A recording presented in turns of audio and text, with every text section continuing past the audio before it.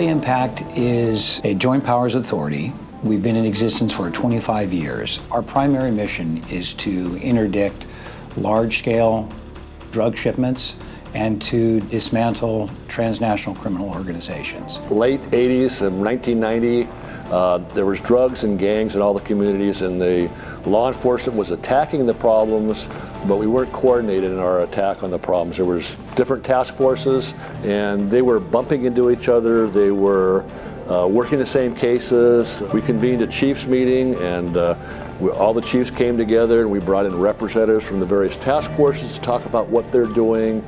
And after all that meeting, we decided, you know what we need to do? We need to come together as one task force. This was initially a crime and drug task force. We had a lot of problems with criminal gangs and bikers. And so part of this was developed to focus on those areas, which is still part of our mission, but we now have a heavier focus on narcotics, and only because the drug trade has grown so much over the years. Over the last 25 years, we've grown into the nation's largest task force, comprised of 48 federal, state, and local agencies. The officers and detectives and the agents that are contributed from the agencies are by far our most vital resource. And they allow us to be the most effective because they're true professionals, well-trained, and well-equipped. Most of our investigations start in Los Angeles County, but they take us to points throughout Southern California.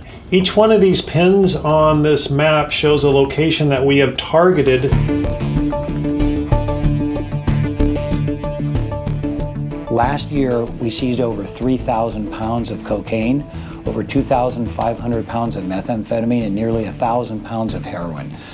As our nation's drug trends change, LA Impact is able to adapt. People that are involved in drug trafficking are also doing kidnappings, they're doing murders, they're doing human trafficking. A lot of these cartels and transnational organizations will take any opportunity to gain money. So when we start an investigation, we never really know where it's going to lead. Our informants are the ones that are out in the streets, developing those lines, developing those connections, those contacts that are here selling narcotics or buying narcotics. I received phone calls all through the night, during the morning, from individuals who claim they have a case, whether it's a money case, a heroin case, cocaine, methamphetamine. One individual who was arrested by our financial team with a small amount of money, and this individual ended up, he didn't want to go to jail, so he said, I'll give you information. A 2-year investigation looking into a trade-based money laundering scheme that was going on between stores in the Garment District and various Mexican cartels that were trafficking drugs. When we get into the levels of 15 to 20, 30, 40 kilos, it's not your mom and pop operation. This is drugs that are coming from primarily the Sinaloa cartel out of Michoacan, out of Sinaloa, into Tijuana, from Tijuana crossing into the San Diego area and to a stash house, and then from there starts to get distributed into Los Angeles, Riverside, or San Bernardino County. Drug dealers were selling narcotics.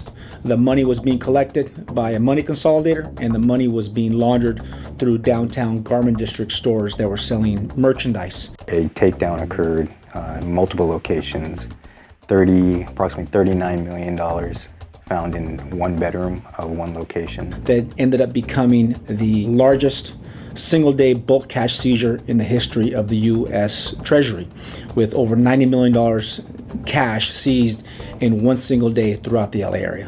When proceeds are taken from the cartels through asset forfeiture laws, we take that money and use it right back against going after the cartels. So the threat to the task force is funding. Fortunately, we have asset forfeiture to help. When it comes to clandestine methamphetamine and butane honey oil lab investigations, we have experts and detectives that are specially trained and highly equipped to address that need. As a matter of fact, Los Angeles County leads the nation in lab seizures. When it comes to drug trafficking, specifically drug cartels that are manufacturing drugs in Southern California, it's very, very dangerous. There's so many hazards. You have inhalation, you have fire, explosion, any type of contamination that could cause skin irritation to put you in a coma, some of these chemicals. So for that reason, we have to wear personal protective equipment that'll help us with dealing with these labs. Since Thursday, we did a surveillance and we discovered a butane honey oil lab. And we discovered the lab. They had a processing room in the bedroom and part of it in the backyard. We arrested 3 suspects, 20 some hours on that case. Then on Saturday, there was another butane honey oil lab that the team handled. They had to, again, write a search warrant 2 o'clock in the morning and find a judge, but it was another lab that we had to dismantle. They worked, I believe, 12 hours on that on Saturday. Then Sunday at noon, we got a call, suspected chemical odor in the Gardena area.